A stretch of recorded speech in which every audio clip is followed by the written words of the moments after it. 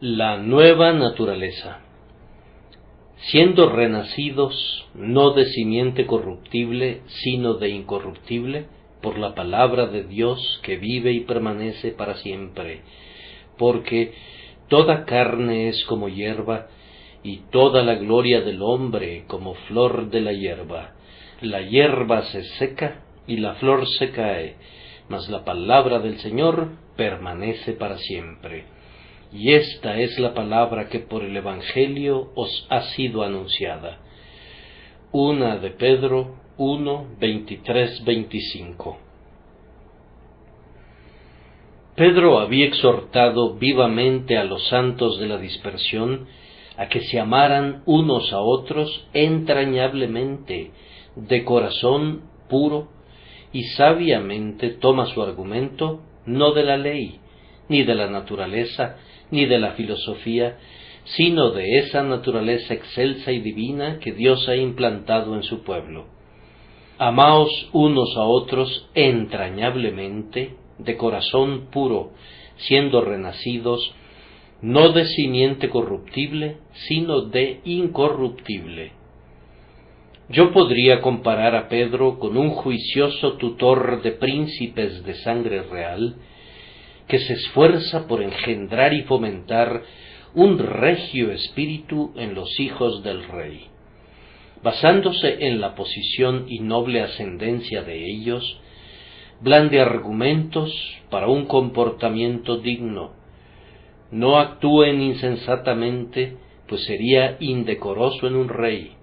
No hablen así, ya que un lenguaje impúdico sería indigno de un príncipe. No se entreguen a esas vanidades, pues esa locura sería degradante para los ilustres de la tierra. Entonces, mirando al pueblo de Dios, viendo que son herederos de la gloria, príncipes de sangre real, descendientes del Rey de Reyes y la verdadera y única aristocracia real de la tierra, Pedro les dice: ámense unos a otros en razón de su noble nacimiento, siendo renacidos de simiente incorruptible. Háganlo en razón de su linaje, siendo descendientes de Dios, el Creador de todas las cosas, y en razón de su destino inmortal, pues nunca morirán, aunque la gloria de la carne se marchite y su propia existencia cese. Creo que sería bueno, hermanos míos, que con un espíritu de humildad, ustedes y yo reconociéramos la verdadera dignidad de nuestra naturaleza regenerada y nos mantuviéramos fiel a ella. Oh, ¿qué es un cristiano? Si lo comparan con un rey, él adiciona la santidad sacerdotal a la dignidad real. A menudo la realeza del rey estriba únicamente en su corona, pero la realeza del cristiano es infundida en su propia naturaleza. Compárenlo con un senador, con un valiente guerrero o con un sabio maestro, y él supera con creces a todos ellos.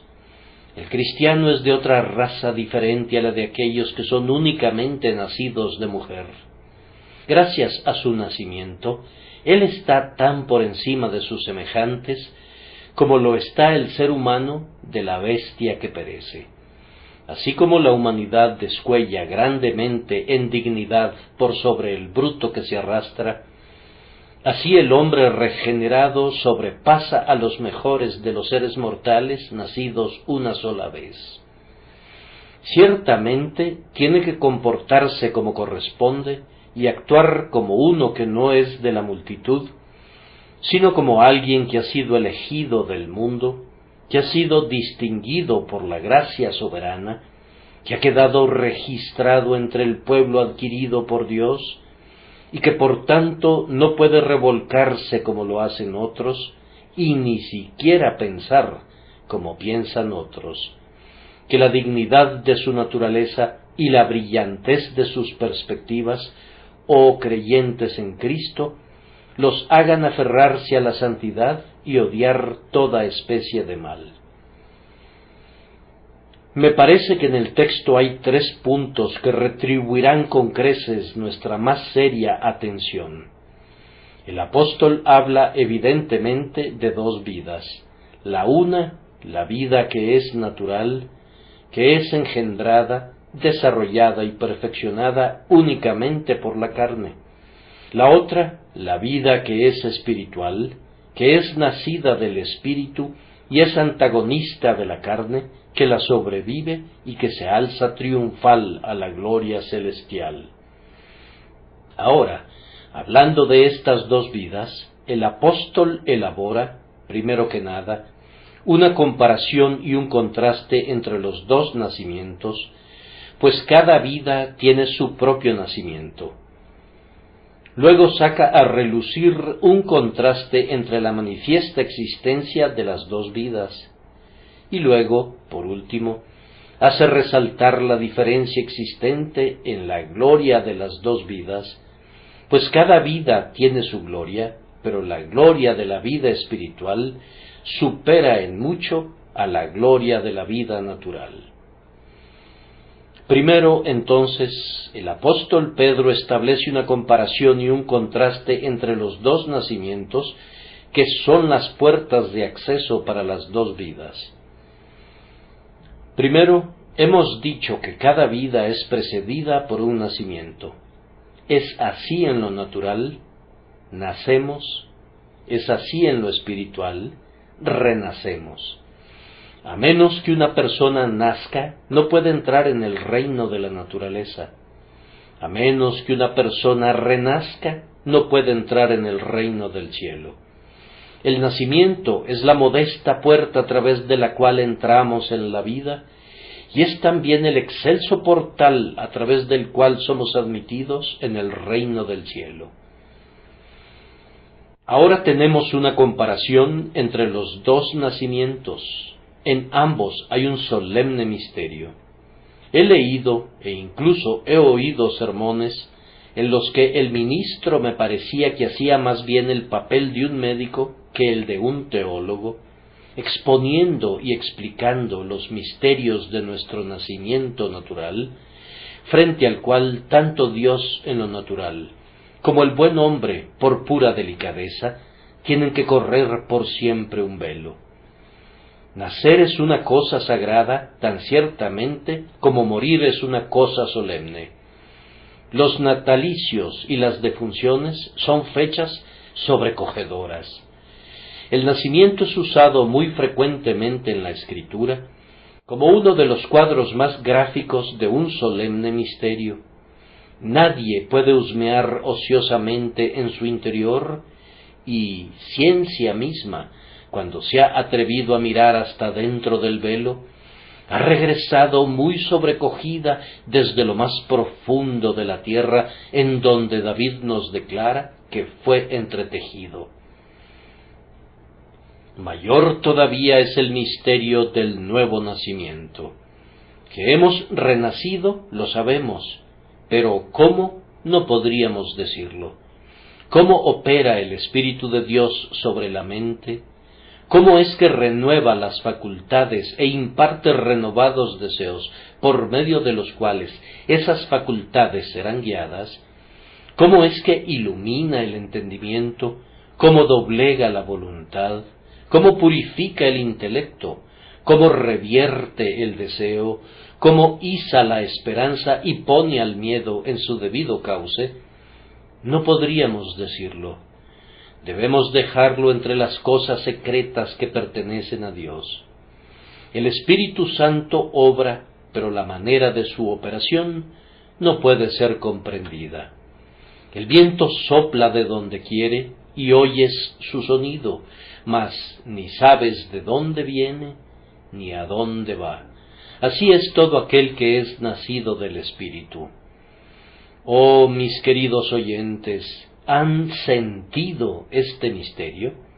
Ustedes no pueden explicarlo, ni yo tampoco.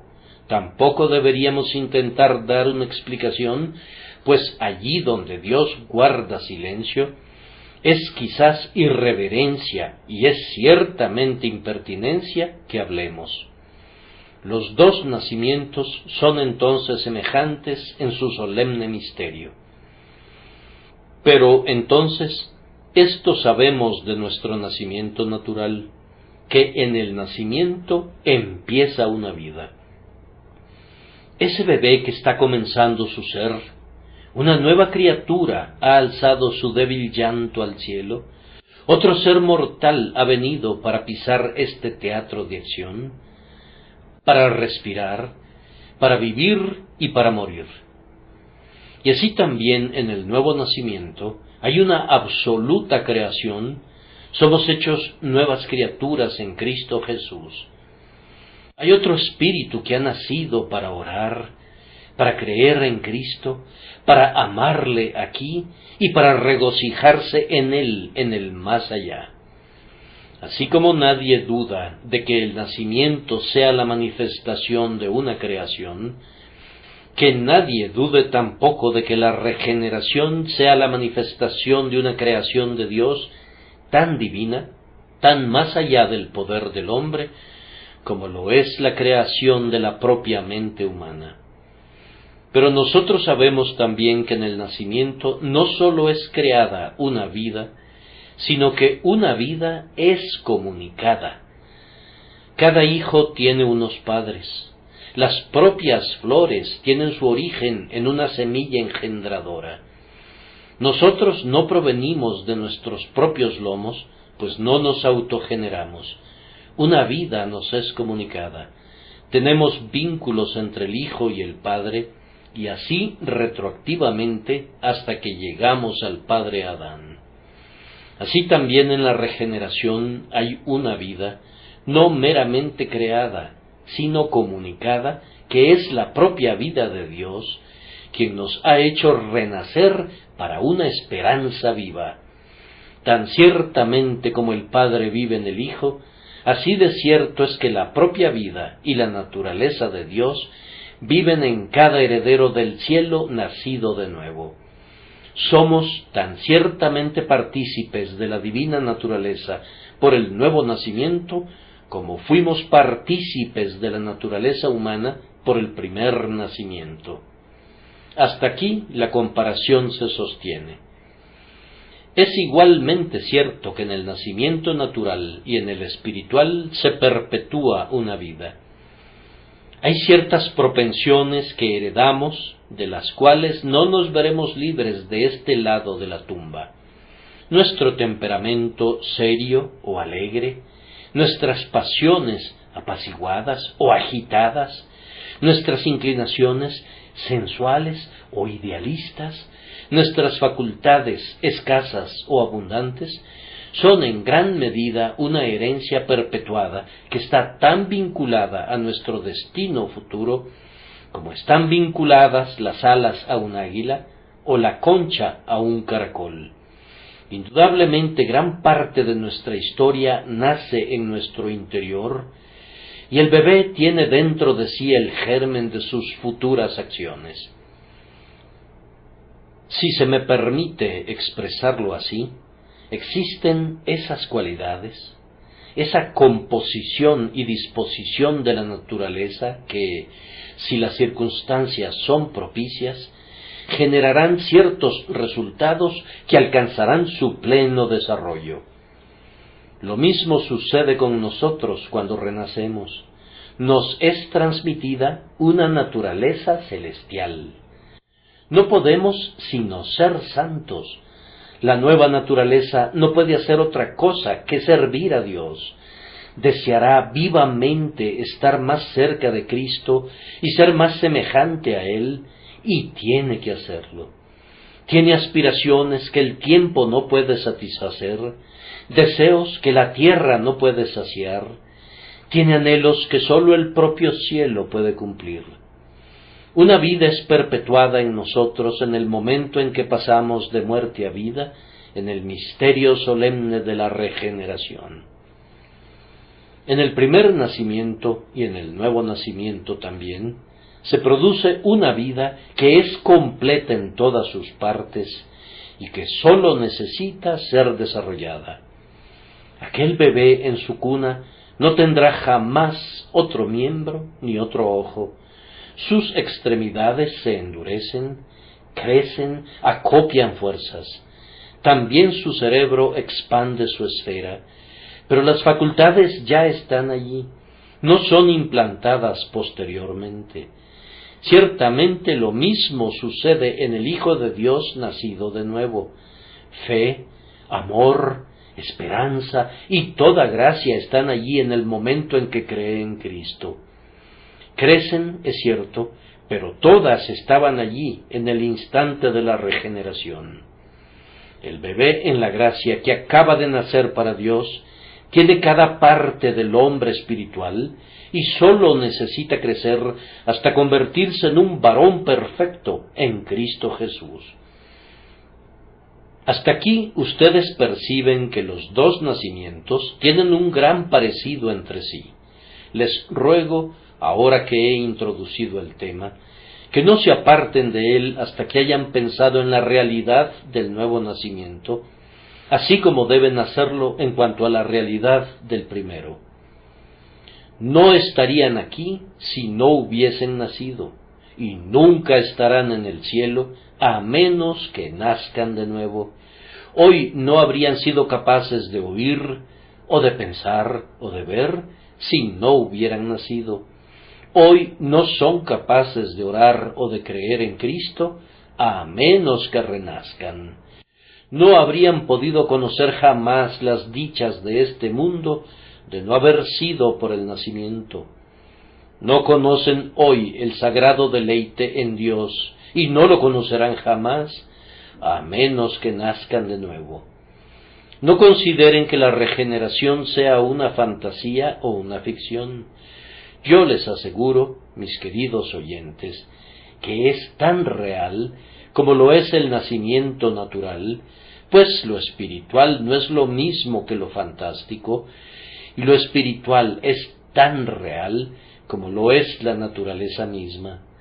Nacer de nuevo es en igual medida un asunto de hecho que hay que captar, discernir y descubrir, tal como lo es nacer por primera vez en este valle de lágrimas. Pero ahora viene el contraste, siendo renacidos no de simiente corruptible, sino de incorruptible. En esto estriba el contraste entre los dos. Ese hijo que acaba de experimentar el primer nacimiento ha sido hecho partícipe de la simiente corruptible. La depravación de su progenitor yace adormecida en su interior. Si pudiera hablar, lo diría. David lo dijo: he aquí, en maldad he sido formado, y en pecado me concibió mi madre. Recibe el virus maligno que fue infundido al principio en nosotros por la caída. Sin embargo, no sucede así cuando nacemos de nuevo. Ningún pecado es entonces sembrado en nuestro interior. El pecado de la vieja naturaleza permanece, pero no hay ningún pecado en la naturaleza nacida de nuevo. No puede pecar porque es nacida de Dios mismo. Es tan imposible que esa nueva naturaleza peque como lo es que la deidad misma sea contaminada. Es una parte de la naturaleza divina, una chispa que salta del orbe central de luz y vida, y que no puede estar ni muerta ni a oscuras, porque sería contrario a su naturaleza estarlo. ¡Oh, qué diferencia! En el primer nacimiento se nace para pecar, en el subsecuente se nace para la santidad. En el primero somos partícipes de la corrupción, en el subsiguiente somos herederos de la incorrupción. En el primero hay depravación, en el segundo hay perfección. ¿Qué contraste más amplio pudiera haber? ¿Qué podría hacernos anhelar más intensamente este nuevo nacimiento que el glorioso hecho de que por su medio somos izados conscientemente de las ruinas de la caída y somos hechos perfectos en Cristo Jesús? ¡Cuán tremendas incertidumbres acompañan al nacimiento de la carne! ¿Qué será de aquel niño? pudiera vivir para maldecir el día en que nació, tal como lo hiciera el pobre patriarca tribulado en la antigüedad. ¿Qué aflicción pudiera pasar su arado a lo largo de su todavía tersa frente? Ah, niño, un día tú estarás canoso, pero antes de que eso llegue, habrás enfrentado 1000 tormentas que han de azotar tu corazón y tu cabeza. Poco sabes de tu destino, pero seguramente serás corto de días y hastiado de sinsabores. No sucede así en la regeneración. Nunca deploraremos el día en que nacemos de nuevo, nunca voltearemos a verlo con aflicción, sino siempre con éxtasis y deleite, pues somos introducidos entonces no en un tugurio de la humanidad, sino en el palacio de la deidad.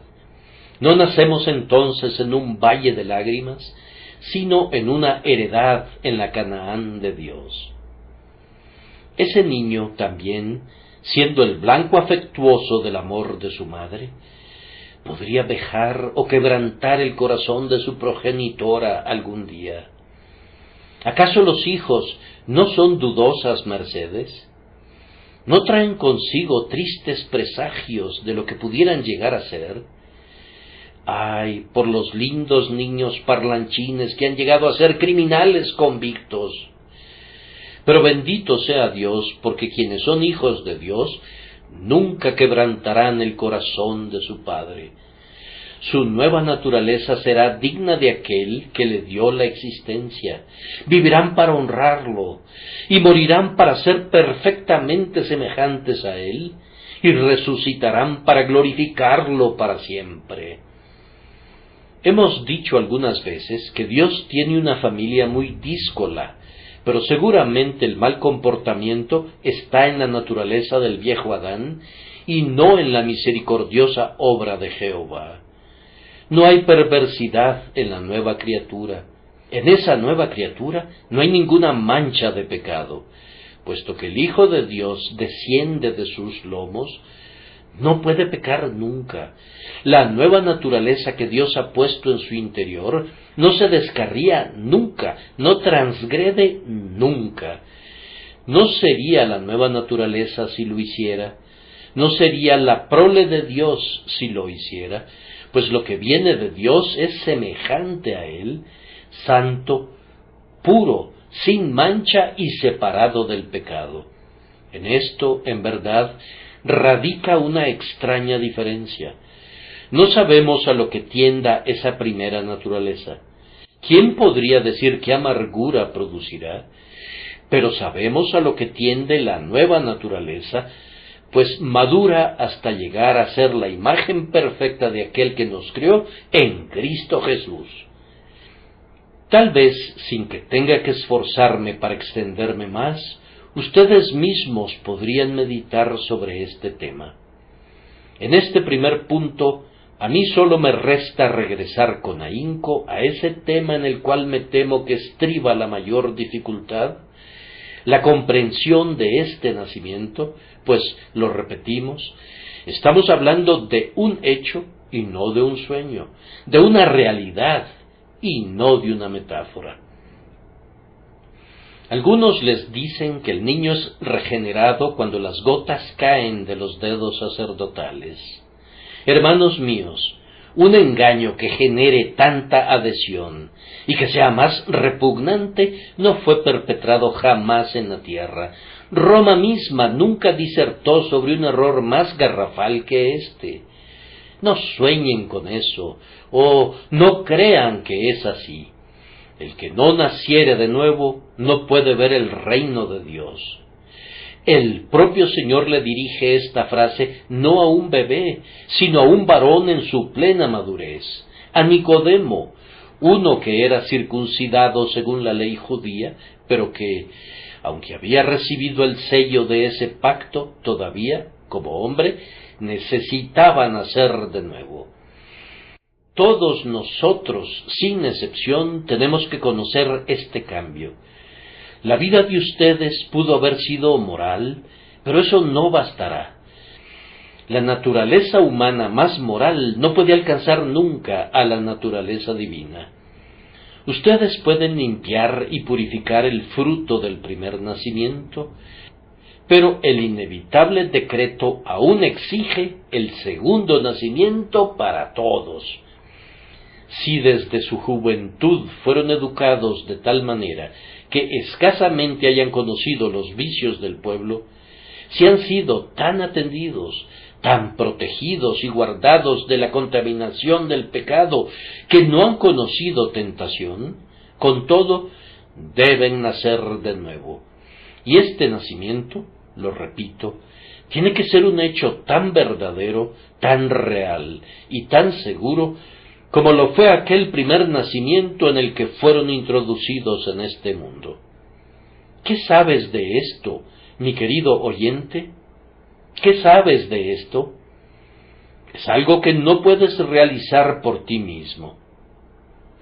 Tú no puedes regenerarte a ti mismo, así como tampoco puedes causar tu nacimiento. Es un asunto que está fuera del alcance del poder humano. Es sobrenatural. Es divino.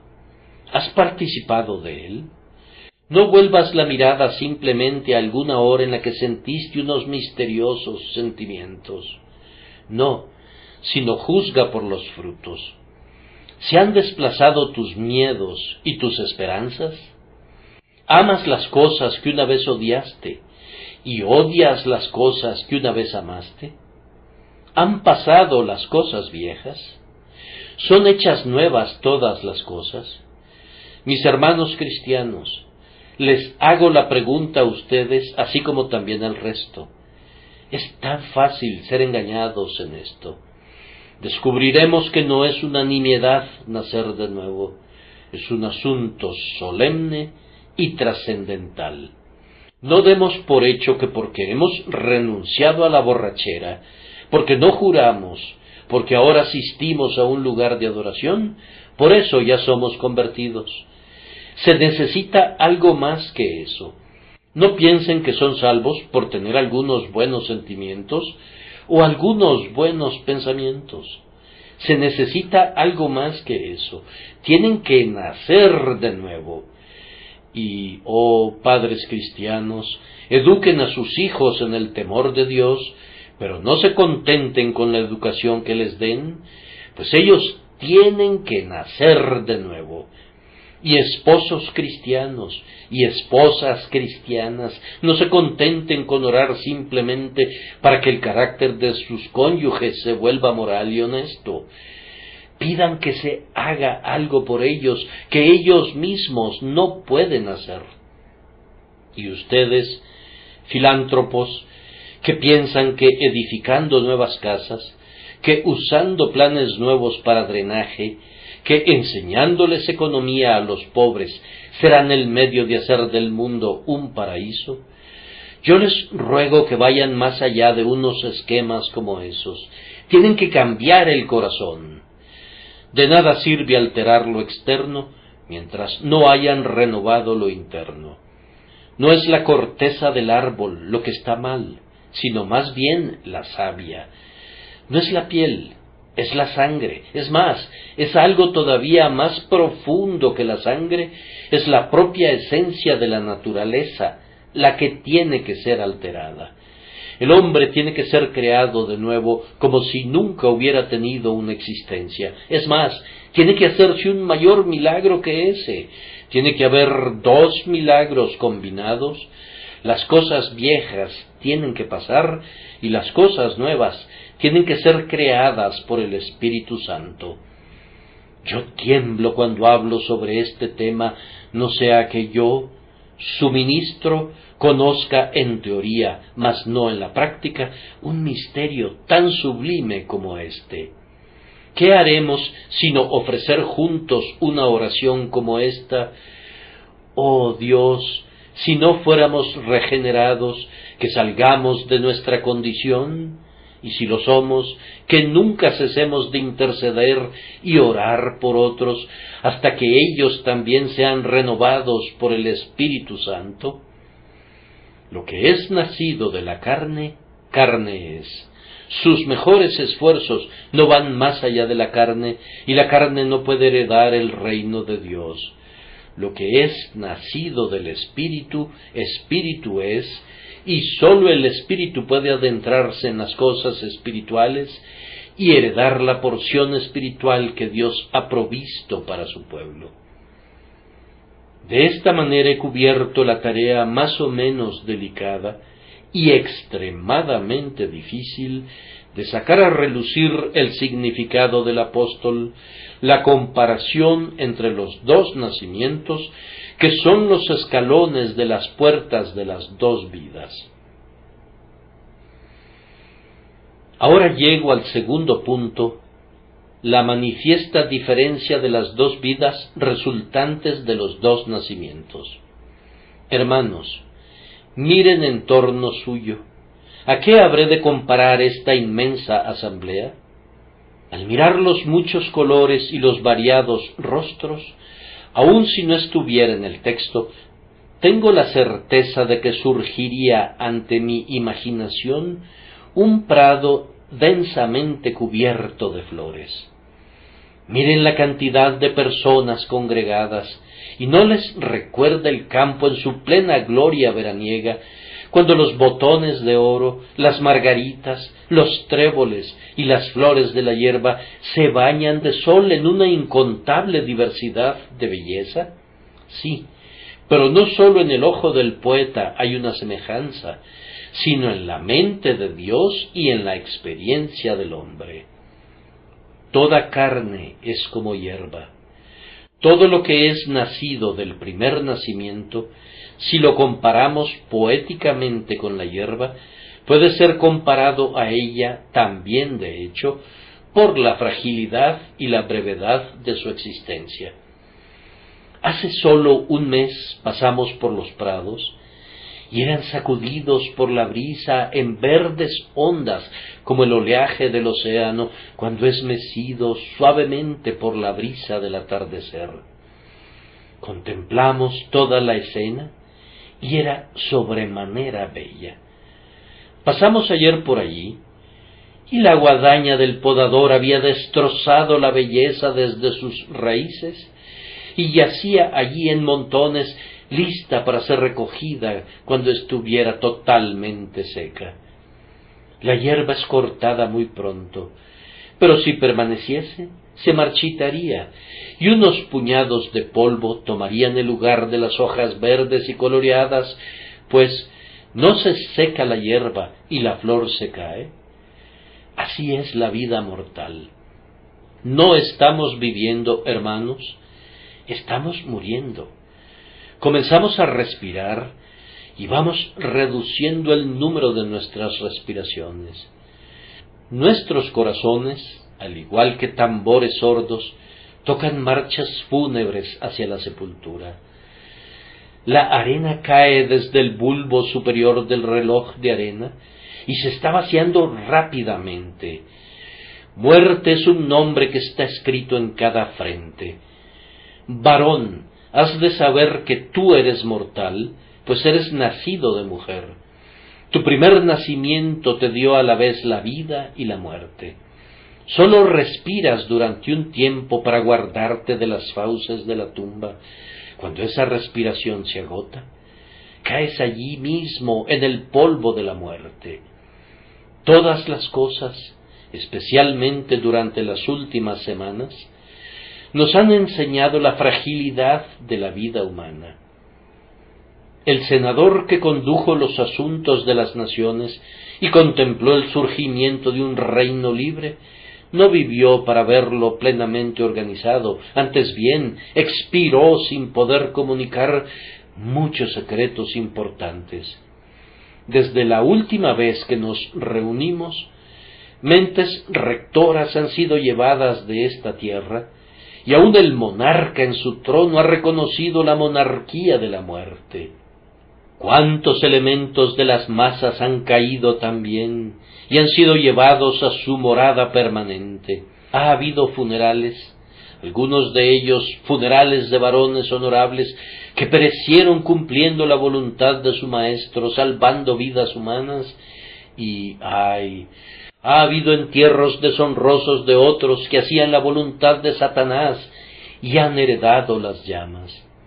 Ha habido abundantes muertes a diestra y siniestra, y las palabras de Pedro han demostrado con creces que toda carne es como hierba, y toda la gloria del hombre como flor de la hierba. La hierba se seca, y la flor se cae. Ahora, hermanos, miremos la otra cara de la cuestión. El segundo nacimiento nos dio también una naturaleza. ¿Morirá esa también? ¿Es como la hierba y su gloria como flor del campo? No, categóricamente no. La primera naturaleza muere porque la simiente era corruptible, pero la segunda naturaleza no fue creada por simiente corruptible, sino por incorruptible, es decir, por la palabra de Dios, a la cual Dios infundió su propia vida, de manera que nos vivifica por el Espíritu. Esa palabra incorruptible produce una vida incorruptible. El Hijo de Dios en su nueva naturaleza nunca muere, no ve nunca la muerte. Cristo, que está en él, es la inmortalidad y la vida. El que vive y cree en Cristo no morirá jamás, y también, aunque esté muerto, vivirá. Cuando nacemos de nuevo, recibimos una naturaleza que es indestructible ante cualquier accidente, que no ha de ser consumida por fuego, ahogada en agua, debilitada por la ancianidad o derribada por un golpe de pestilencia. Una naturaleza invulnerable al veneno, una naturaleza que no será destruida por la espada, una naturaleza que no puede morir nunca mientras el Dios que la dio no expire y la deidad no se extinga.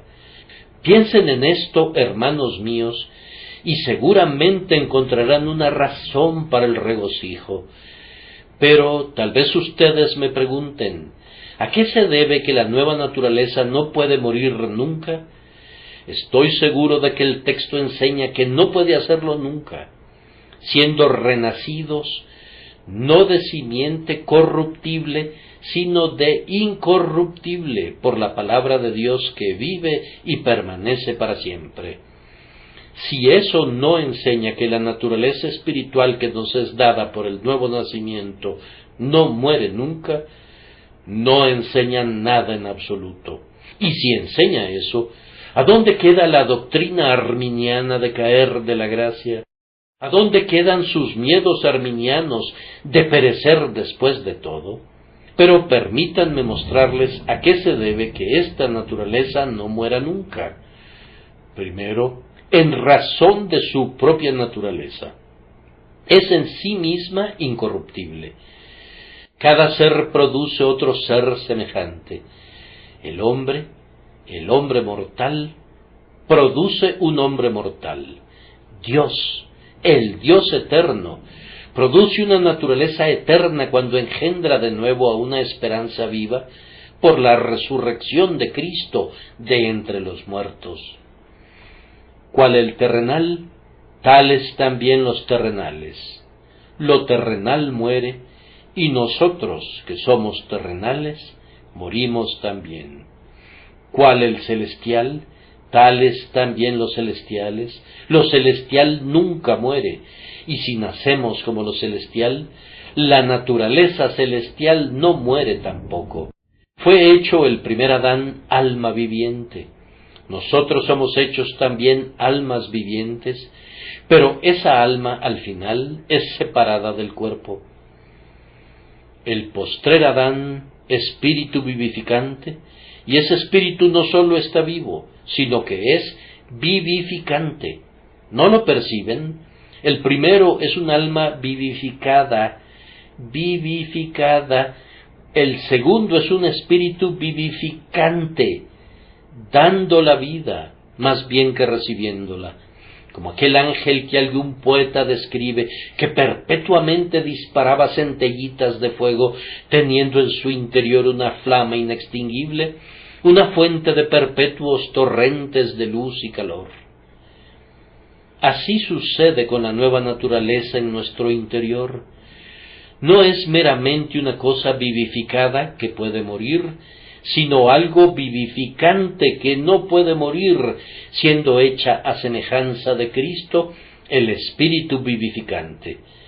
Pero entonces, además de eso, la nueva naturaleza no puede morir, porque el Espíritu Santo le proporciona vida perpetuamente.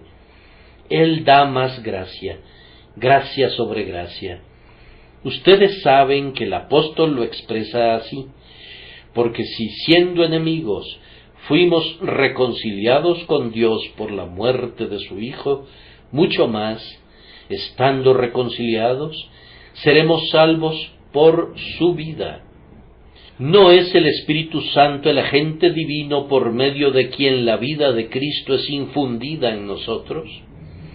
Ahora, las corrientes de vida que el Espíritu Santo nos envía obran conjuntamente con la inmortalidad del Espíritu nacido de nuevo, y así preservan doblemente la eternidad de nuestra bienaventuranza. Entonces, estamos en una unión vital con Cristo, y suponer que la nueva naturaleza pudiera extinguirse sería imaginar que un miembro de Cristo pudiera morir, que un dedo, una mano, un brazo pudieran descomponerse en la persona de Jesús, que Él podría estar mutilado y dividido. ¿No dice el apóstol, acaso está dividido Cristo? Y no fue escrito, Él guarda todos sus huesos, ni uno de ellos será quebrantado. ¿Y cómo sería cierto eso si fuéramos separados de Él o amputados de su cuerpo? Hermanos míos, nosotros recibimos la savia divina a través de Cristo, el tallo.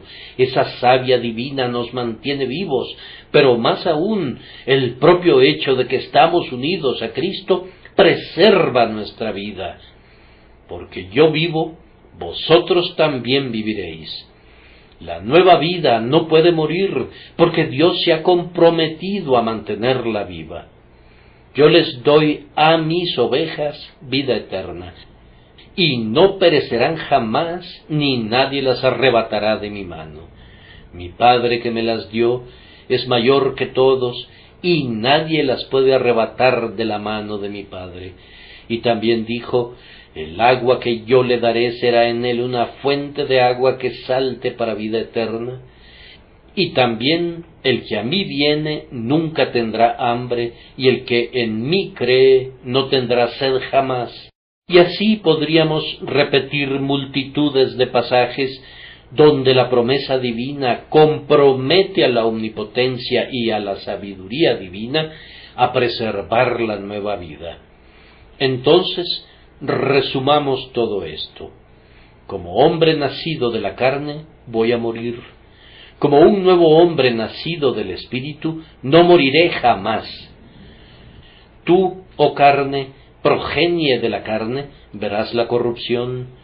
Tú, oh Espíritu, Espíritu creado de nuevo, progenie del Señor, nunca verás la corrupción.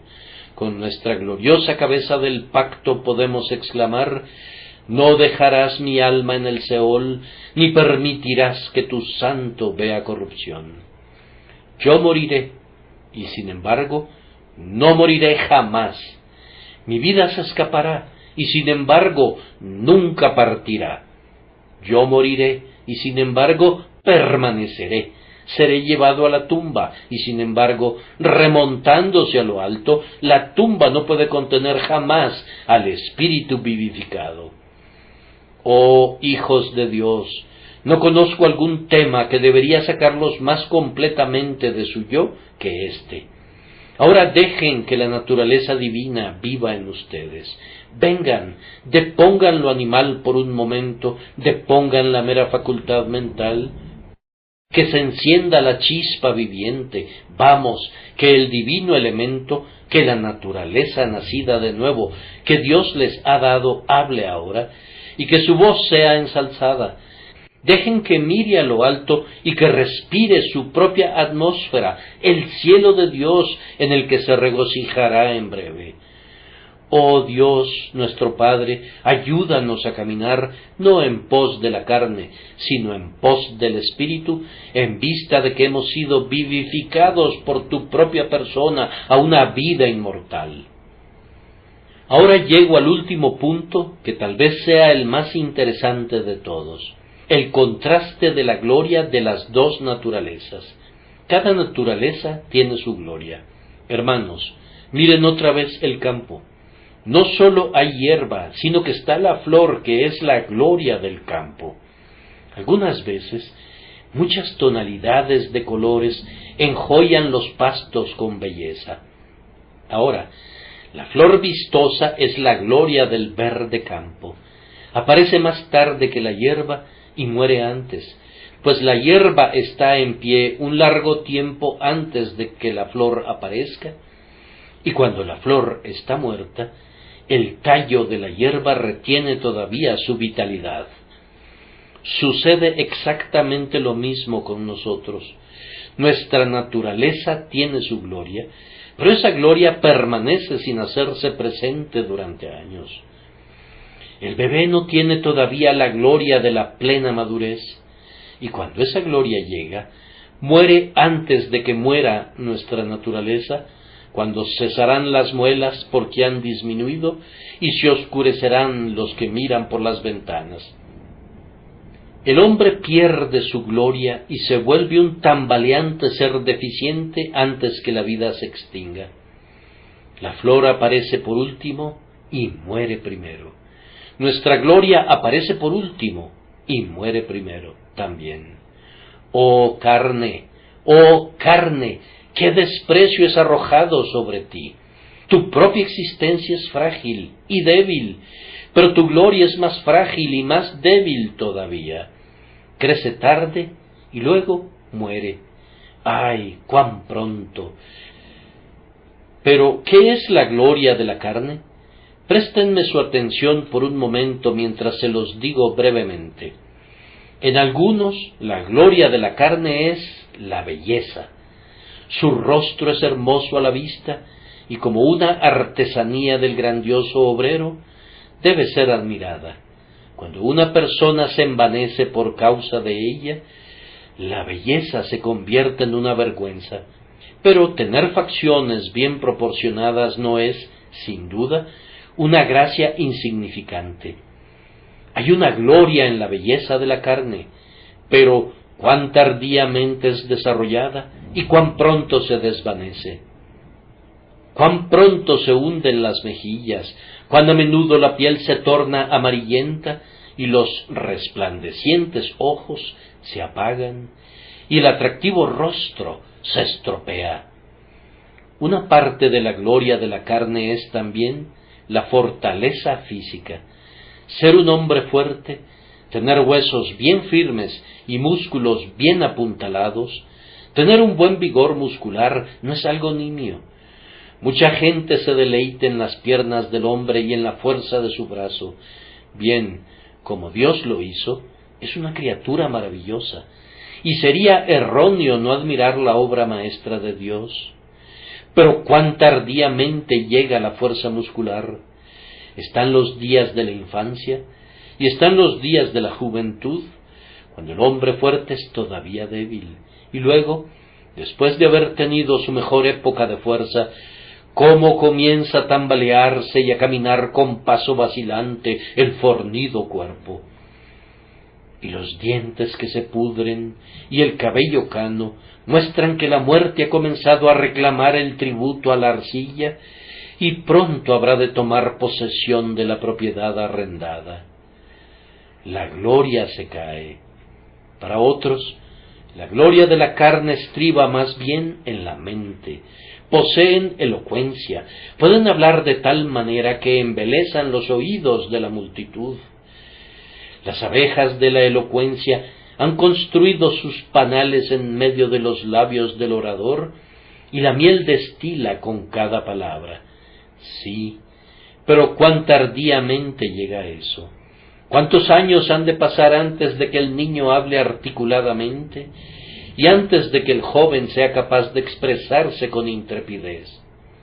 Y luego, ¿cuán pronto se va? Hasta que, balbuciendo entre sus mandíbulas desdentadas, el pobre hombre quisiera decir palabras de sabiduría, pero los labios de la edad le niegan la expresión. O digamos que la gloria sea sabiduría. Hay un hombre cuya gloria es su poder de dominio sobre otros. Él puede ver anticipadamente y ver más allá que otros hombres. Con su habilidad puede emular cualquier destreza. Es tan sabio que sus semejantes ponen su confianza en él. Esta es la gloria de la carne. Cuán tardíamente llega, cuánta distancia hay desde el niño que lloriquea hasta el hombre sabio, y luego cuán pronto se disipa. Cuán a menudo, cuando todavía el hombre mismo en su carne está lleno de vigor, la mente ha mostrado síntomas de deterioro.